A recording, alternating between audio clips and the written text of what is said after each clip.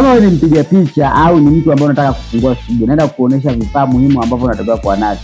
Na cha ajabu ni kwamba studio nyingi sana ni kubwa, lakini zimekuwa na vifaa vingi, lakini zimekuwa zikitoa picha ambazo sio quality. Sasa naenda kuonesha vifaa muhimu ambavyo unatakiwa kuwa navyo kama unataka kufungua studio, ambavyo ukishakuwa navyo hivyo vifaa vinaweza kukusaidia wewe ukaweza kupata quality nzuri. Na kifaa cha mwisho ambacho naenda kukiongelea ambacho ni hiki hapa, naenda kufungua mwishoni, ni kifaa ambacho wengi sana hawakizungumzii, lakini ndio kifaa ambacho kinaweza kukupatia picha quality nzuri na ubora wa hali ya juu kwa kamera ya aina yoyote ile ambayo utakuwa umetumia. Kwa hiyo stay tuned mpaka mwisho, na kama ndo mara ya kwanza unajiunga, tafadhali subscribe hapo chini, kwa sababu hii ndio sehemu pekee ambayo tunajifunza mambo ya photography kwa lugha rahisi. Naweza nikasema tunajifunza photography kwa Kiswahili au mambo ya media. Kwa karibu sana. Kifaa chetu cha kwanza kabisa ambacho mtu anataka kufungua studio anatakiwa kuwa nacho ni kifaa ambacho ni kamera. Kwa nini ni kamera?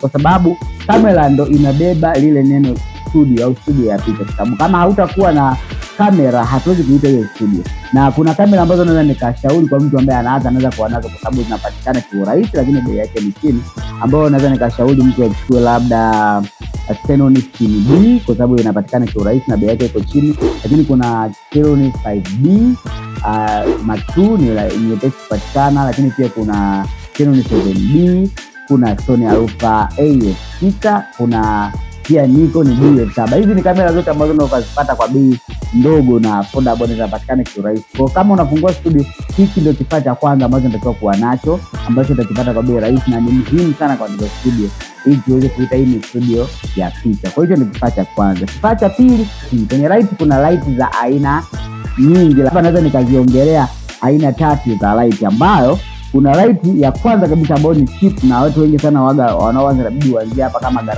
unakuta gharama au gharama kwako ni changamoto, ambao cha kwanza ya light ya kwanza, aina ya kwanza ni street light, ambayo ziko street light za aina nyingi. Kuna TT 520, kuna TT 600, kuna TT kuna TT 685 kama sikosei, kuna V850, kuna V1. Hizi ni street aina za street light ambazo unaweza kuwa nazo, sababu zinapatikana kwa bei rahisi. Lakini pia kuna hizi lighting za pili au za aina ya pili ambazo ni lighting ambayo tunasema strobe. Kwenye strobe kuna strobe za aina mbili, kuna rechargeable na ambazo sio rechargeable. Nikisema rechargeable namaanisha strobe zinazokaa na chaji, na nikisema ambazo sio rechargeable ambazo ni strobe za umeme, ambazo sasa hapa kwenye zile ambazo zinatumia umeme direct, naweza nikashauri uweze kununua strobe inaitwa SK400. Kwa nini SK400? Kwa sababu SK400 kwanza ina power kubwa, lakini pia ni strobe ambayo unaweza ukafanyia kazi muda mrefu bila kuhiti wala kuchemka, wala usiona inazima njiani kudai labda ipumzike. Hautakuja kuona hicho kitu kwenye SK400, ambayo ni mara nyingi nakuwa ni SK400 Mark II, ndio ambazo nashauri sana mtu aweze kutumia. Lakini pia kwenye ambazo ni rechargeable, unaweza nikashauri utumie AD 200, na hii ni kama mfumo kama streetlight, lakini wanadai ni strobe. Lakini pia kuna AD 600, ni strobe nzuri sana. AD 600 nafikiri ndio strobe kubwa kuliko zote ambazo watu wanapenda sana kuzitumia. AD 600 karibia professional wote au watu ambao wana professional wa picha wanatumia sana AD 600. Hii ni nzuri sana kwa picha za ndani, hata kwa picha za nje pia, na hata kwenye sherehe unaweza kutumia. Kwa kifaa cha tatu ambacho unatakiwa kuwa nacho ni softbox. Softbox ni kifaa ambacho kinasaidia kutoa mwanga laini ili kuweza kupata soft kwenye ngozi kama inavyoitwa softbox.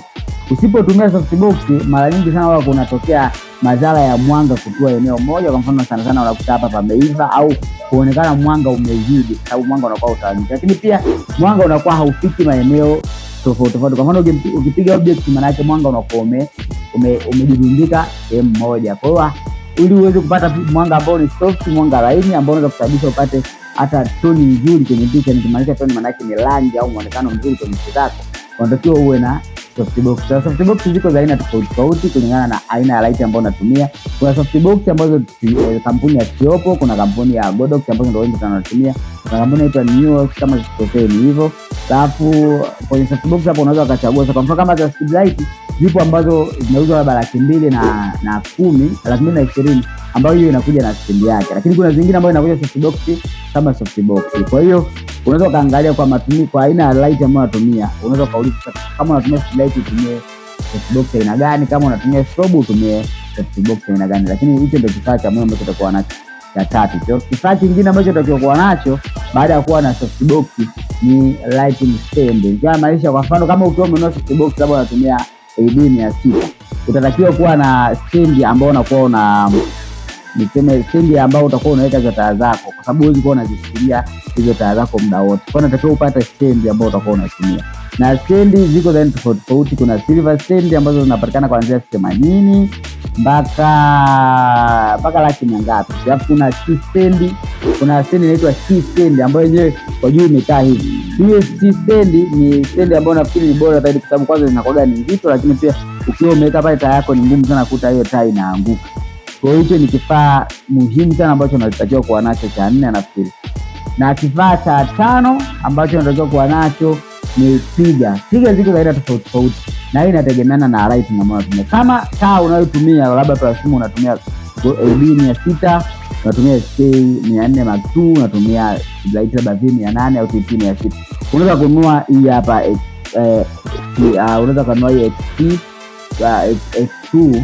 X2 nisema. Unaweza kununua trigger aina hii ambayo hii hapa ina frequency, maana yake ina uwezo kuwasha taa zote kwa wakati mmoja. Kwa hiyo unaweza kuwa na trigger hii kama, lakini pia kama unatumia light zile za TT 520 zile waga zinakuja na trigger yake. Kwa hiyo unaweza kutumia trigger hiyo. Kwa nini tunatumia trigger? Trigger hii huwa inatoa taarifa kutoka kwenye kamera kupeleka kwenye zile taa ambazo utakuwa umeziweka kwenye softbox na ambazo utakuwa umeziweka softbox na stand yako. Kwa hiyo huu taarifa itatoka hapa kutoka kwenye kamera, utachomeka kwenye kamera. Kwa hiyo taarifa itatoka hapa, itapeleka moja kwa moja kwenye taa kwamba imepiga picha. Kwa hiyo hiki ni kifaa muhimu cha 5 ambacho unatakiwa kuwa nacho ukiwa unataka kufungua studio. Baada ya hapo, kama ukiwa umeshakamilisha hizi vifaa vyote, kifaa ambacho kinafuata ambacho unatakiwa kuwa nacho ni background. Background sasa hapa ziko za aina tofauti tofauti. Kuna background ambazo ni special kabisa, kwa mfano zingine zinaitwa paper background ambazo watu wengi sana wanashauri ndio tuzitumie hizi, kwa sababu hizi kwanza hazi reflect mwanga. Kwa hiyo ukipiga picha inakuwa na muonekano mzuri, ule mwanga haurudi, yaani haiweki mawimbi ya mwanga au mwanga haurudi kwako. Inapokea mwanga vizuri, na hata kama ukitaka mwanga usipite inakuwa iko vizuri na muonekano safi. Na pia ni rahisi kwenye kuedit. Ukitumia paper background ni rahisi sana, na kuanzia stand yake mpaka zenyewe pia ni gharama kubwa. Kwa hiyo wengi sana waga wanazikwepa. Kwa kama ukiona gharama zake hauwezi kuzifikia, kwa sababu background moja inaweza kuanzia 1,500,000 mpaka 1,70,000. Kwa ukiona gharama zake hauziwezi, basi unaweza ukanunua vitambaa vya kawaida ambavyo ni kama vya nguo, au ukisha vinunua vile pale, izingatia tu kitu kina reflect, ukimulika vina torch kitu kinaulisha mwanga. Ukishakichukua hicho hapo unaweza kukitumia na unaweza ukapata matokeo mazuri sana. Kwa hiyo hicho ndio kifaa muhimu cha 6 ambacho unatakiwa kuwa nacho cha hiyo background ambazo unatakiwa kuwa nacho. Kifaa cha 7 ambacho unatakiwa kuwa nacho kama wewe ni unataka kufungua studio ya picha ni laptop, kwa sababu hata kupiga picha zako utakuwa unataka kuedit, na kama unataka kuedit hauwezi kuedit sehemu yoyote vile ukapata kitu zaidi ya kuedit kwenye laptop au kompyuta. Na kompyuta, unaponunua kompyuta unatakiwa uzingatie vitu vifuatavyo ili uweze kupata kompyuta ambayo inaweza kufanya kazi yako vizuri. Unatakiwa uzingatie kompyuta iwe na RAM kuanzia GB 8 na kuendelea. Lakini pia uwe na storage kuanzia GB 500 na kuendelea. Kwa nini wanasema RAM GB 8 na kuendelea? Kuna vitu utavifanya mle kwenye editing zako ambazo kama RAM ikiwa chini ya 8 vitashindwa kufanya kazi, au itakuwa nzito, kwa hiyo itakuwa inafanya kazi pole pole. Kwa hiyo utashindwa kuwa unamaliza kazi yako kwa wakati, unaweza kuanza kuchoka kazi. Lakini pia kwa nini tunasema storage iwe kubwa? Tunasema storage iwe kubwa kwa sababu kama ukiwa na storage ndogo itakuwa na kulazimu wewe kufuta picha au material ambayo utakuwa nayo kwa ajili ya kuweka material mapya. Kwa hiyo unaweza kujikuta unaanza kupoteza kazi za watu na kuingia kwenye migogoro ambayo sio ya lazima au haina ulazima, naweza nikasema. Kwa hiyo unatakiwa na storage kubwa. Kwa hiyo unaweza kuwa na GB kuanzia 500 au mpaka terabyte hata 2 kwa ajili ya usalama wa kazi yako. Kwa hiyo hicho ndio kifaa muhimu cha 7 ambacho unatakiwa kuwa nacho. Na kifaa cha mwisho ambacho hiki sasa ndio watu hawakiongelei, lakini kina msaada mkubwa sana katika wewe kuweza kupata picha zako mzuri na muonekano mzuri katika studio, ni hiki hapa. Nacho ni hii hapa reflect.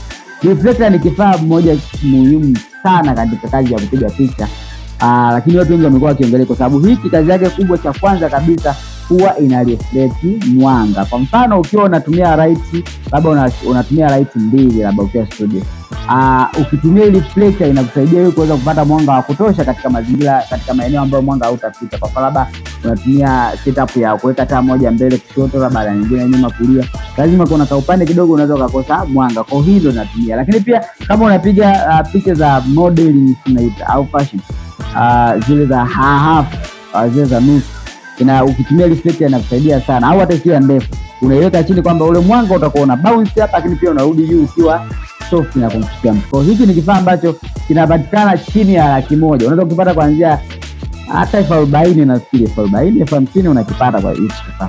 Lakini ndio kifaa ambacho watu wengi sana wakiongelei wala hawafiki thamani yake kwa sababu wanakichukulia poa, lakini ndio kifaa ambacho ukiwa nacho kina uwezo wa kukusaidia wewe kupata picha kali. Kwa hivyo ndio vifaa muhimu ambavyo unaweza kuwa navyo katika studio ya picha na ukaweza kupata, tunaweza kuita kwamba una studio ambayo ni professional na studio ambayo ina vigezo vya kuqualify kuwa studio ya picha au studio ya location. Kama umejifunza kitu, tafadhali usisahau kusubscribe, share na comment hapo chini, lakini pia niambie unataka nikufundishe kitu gani katika video inayofuata. Lakini pia kama utahitaji kuangalia video yangu ambayo inafuata au nitengeneze video ambayo inafuata ambayo itafundisha namna ya kuset lighting au mwanga kisahihi studio, yani namna ya kutumia hizo taa zako na hivyo vifaa ambavyo utakuwa uko nazo ili kuweza kupata picha ambazo ni clear na quality, comment hapo chini, sema andika nataka, na mimi pia nitafanya katika video inayofuata. See you.